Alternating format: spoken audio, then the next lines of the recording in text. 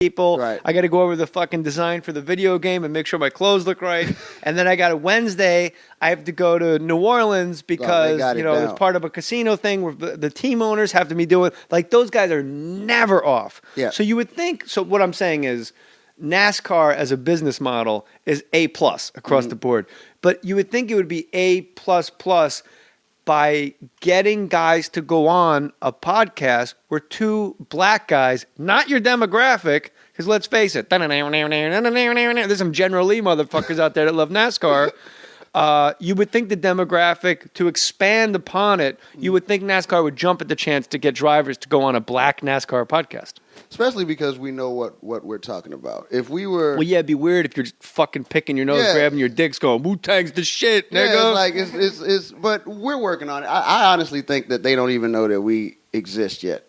So I think... Anybody listening to this, how do we do... Like, it's absurd that there isn't just drivers on your show. Like, all you the would time. think Dale Jr. would go for fun. Like, he would totally do it for because fun. it's so He much loves to drink. He can't fucking get... He used to drive a Budweiser car, for fuck's sake. Well, we're working on it, and hopefully, as our podcast gets more popular, and you've helped us out tremendously without even us being on your station, as our podcast gets more popular, and as they know that we even exist, because I've talked to some of the drivers when I was covering the races, and it's just fun to be able to talk and just have fun and just talk, and it's a completely different demographic. Do you tell the drivers about your podcast? Yeah.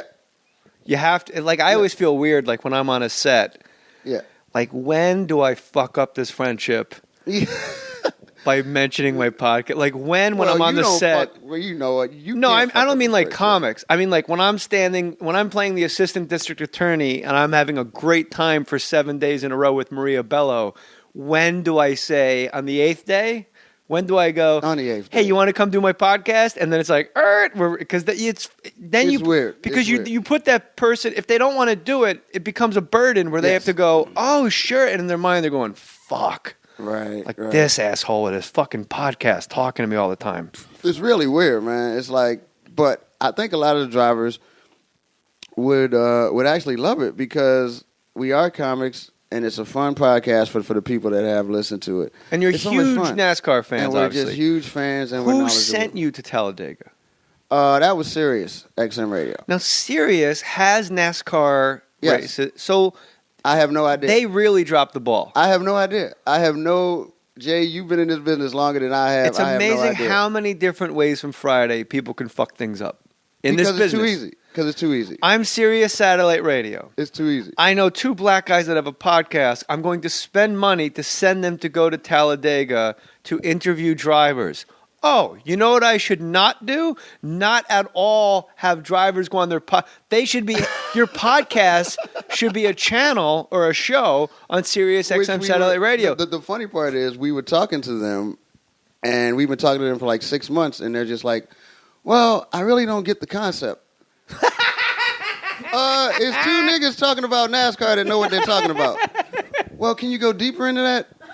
Well, it's no niggas talking about NASCAR at all. Well, what are we going for here? The fact that if you look at a NASCAR podcast, it's no niggas nowhere other than me, but I'm not at every race. You go in there with like a chart and you go, all right, this is a picture of Willie T. Ribs. Okay? Now, I want you to rip that up. And then they rip it up and you go, now there's me only. These are the black people in NASCAR. Now that you've destroyed Willie T. Ribs by ripping him up at your feet, now it's just Daryl and Danny. Yeah, and it's really, it's really fascinating. But that's what happens with anything that's new. You know Brian Koppelman, the screenwriter, he wrote Rounders and shit and Walking Tall. He sat where you're sitting and he said, when they were writing Walking Tall with The Rock, when he walks around with a fucking 2x4, one of the movie studio people said, it'd be great and you really help us out if you give the stick a little personality. Is that why the stick had tape on the bottom of it? Is that the personality? No, I never thought of that before. Like, is that the personality? Like, give the stick a bandana and it matches with the... And And it matches the stereotype of the nigga carrying it. So now we hit the Latin market because the stick has a bandana.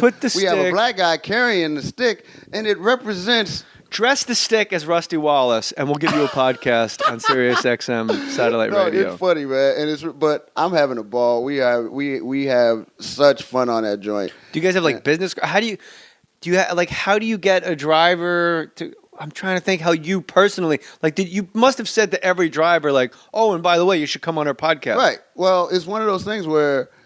I think the drivers want to do it, but as you know, with NASCAR, you got to go through your PR people. And you got to go like, can I do this? You can't cross the street unless the France family goes. Exactly. Okay. So I'm thinking that a lot of drivers, but it all has to do with the popularity of the podcast. I think it's like we aren't, because if they say something wrong and we aren't that popular, then you know what I'm saying. You don't want to make your fuck up on a podcast that's not that popular. You wanna save you fucking up for something like NASCAR now.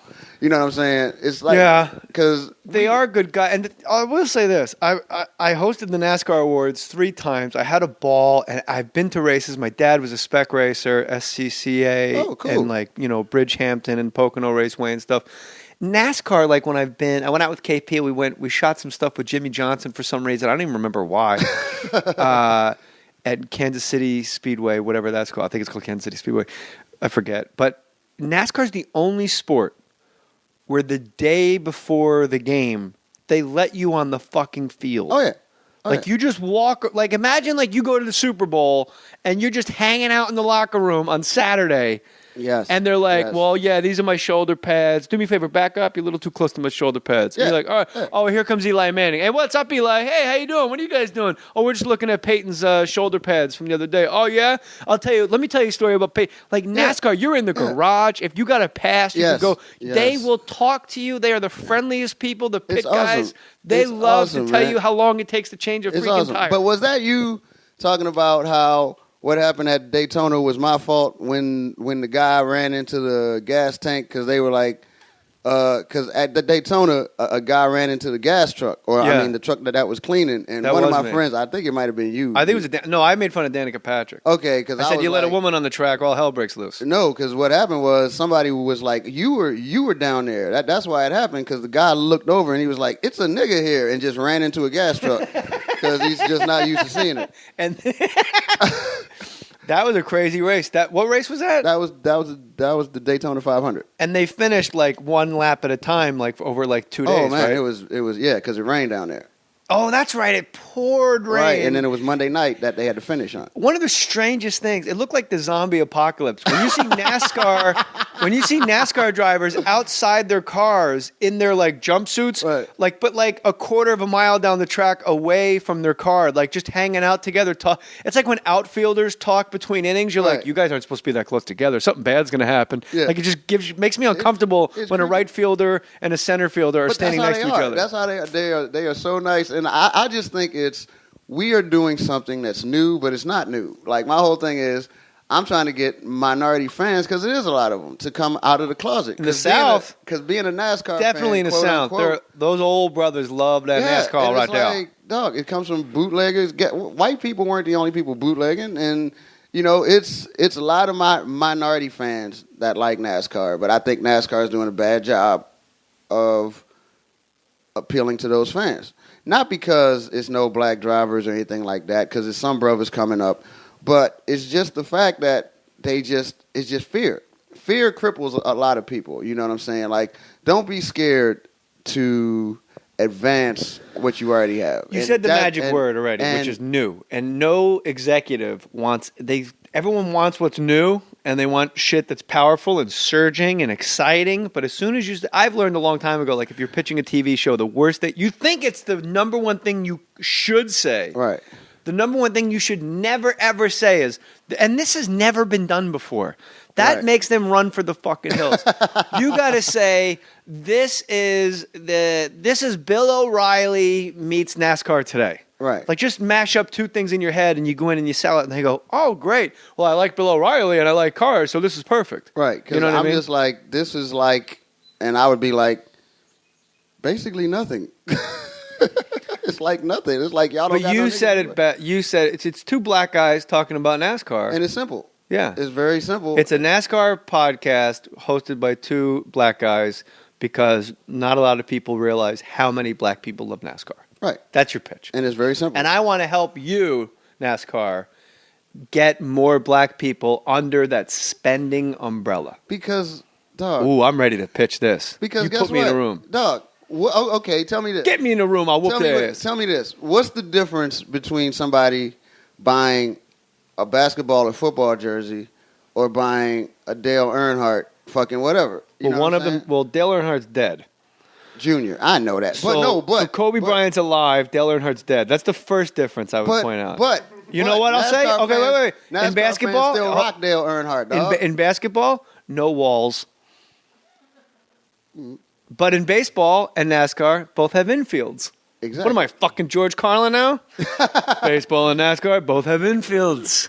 One of them crashes and one of them fucking gets errors or whatever. What's up with you in Kansas City, man? What's the I'm playing. I'm playing the Midland Theater there, July 7th during All-Star Weekend. So I just watched a random. So you're the GM now? You called me on my shit. How fucking bad is Kansas City where you just come in for one weekend, play a club, and by the way, trade those two niggas for a fucking pitcher? Like, dog, what are they just hiring random motherfuckers off the street or something, man? It's a theater. It's a big ass theater. It's like 2,500 seat theater, the Midland Theater, and I'm like, man, this is as the Blues Brothers said, this place is a barn. So you do like an 1,100 seat theater, like you don't really sweat it, but like 2,000 and change, you start going, yeesh. So I'm like, you know what? I'm going to use social media to my advantage. So I watched a Royals game, and I looked, because of fantasy baseball, I know who's who and who's what, and I'm like, man, the Royals really had, and I'm being completely serious. Those powder blue uniforms, that shit is tight. That's lovely, man. Back in the day, like UL Washington, Willie Wilson, and George Brett, Brett Saberhagen, even Saberhagen rock one of those, isn't he? Cool ass uniforms, and I'm like, it's too bad this team sucks with these cool uniforms because the shit really looks cool. And you know as well as I do, when you're winning, the uniform looks tight. Like when you're the Raiders and you suck and you're tackling guys on that stupid Oakland A's infield. Oh my god! Like when you're tackling on dirt, it looks raggedy. But when the Raiders were winning, you're like silver and black. Money shit is tight. So I just started hashtagging Royals and at Royals and saying, I'll tell you what, I'm going to be your general man. Because I'm doing Kansas City radio to promote it. I'm doing phoners now.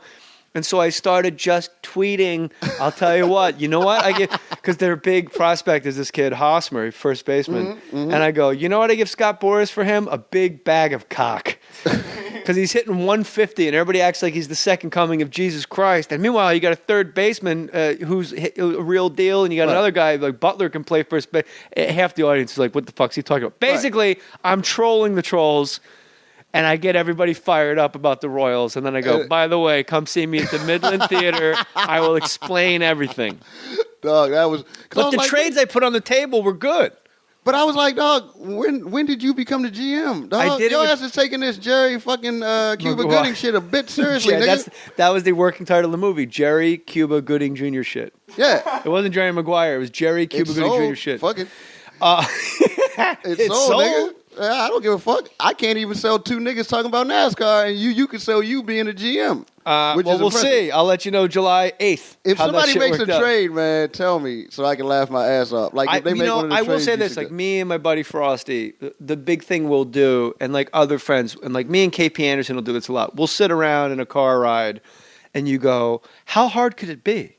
I mean, if you spend money, you got to spend money to make money. Right. Like you want to know why all the teams that are on top is because when a guy was fucking 22 and hit 18 home runs, they went, you know what? We could give him $2 million up from $500,000 every year for the next 4 years, and he's going to go, holy shit, $8 million, and that shit's guaranteed, and he's yours. Yeah. For fucking 4 years. And these other teams that lose, like the Royals and the Pirates, they say, at the end of that 4 years, though, he's going to ask for like $15 million. Let's cut bait now, and then we'll just bring in another guy for $500,000. Yeah. At one point, the Royals outfield was Jermaine Dye, Johnny Damon, and Carlos Beltran. Carlos Beltran. Those are three motherfuckers. It sure was. Those are fucking, those are think about this. Okay, the Royals had Didn't they have Rios too? Alex Rios? I think so. And they At also one time, had Mike Sweeney at first They had base. Sweeney. They had dog. It's like And then they and then David DeJesus was coming up through the. So you can get rid of one of you. All right, so you cut one of those guys loose to save money to make room for David DeJesus. Then you still have Carlos Beltran, David DeJesus, and Jermaine Dye in your outfield. Like, that's more bats than the Dodgers have ever had. The Dodgers have always been Matt Kemp, Andre Ethier, and hope it fucking starts raining. Poor Matt Kemp, man. I feel bad for Matt Kemp, dog. Cause He got robbed of an MVP. Dog. First he got robbed, and then he's black, and then you find out that there's a white boy that's on steroids. Ryan Braun won MVP in a